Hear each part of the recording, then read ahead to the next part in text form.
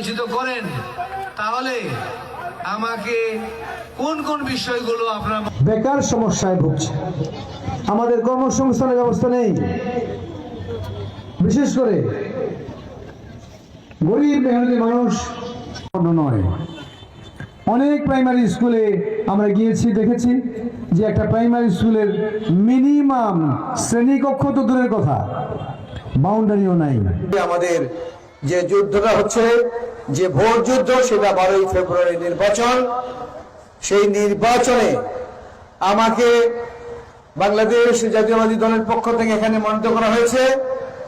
আমি দীর্ঘদিন ধরে এই বীরগঞ্জ উপজেলা সভাপতি দায়িত্ব পালন করেছি।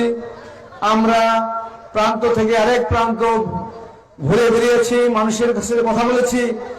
মানুষ যেখানে গিয়েছে আমাকে অকুণ্ঠ সমর্থন দিয়েছেন, কারণ আমি শুধুমাত্র একজন রাজনীতিবিদ। যদি আপনারা 12ই ফেব্রুয়ারি তারা অড জব করেন, তারা দিন মজুরি করেন, অটো চালান, যদি আমাদের নির্বাচন করেন, তাহলে আমি এই বীরগঞ্জ কাহারুলের জন্য কি কি কাজ করতে চাই, কি পরিকল্পনা আমার আছে, আমি সংক্ষিপ্ত আকারে কয়েকটি কথা বলতে চাই।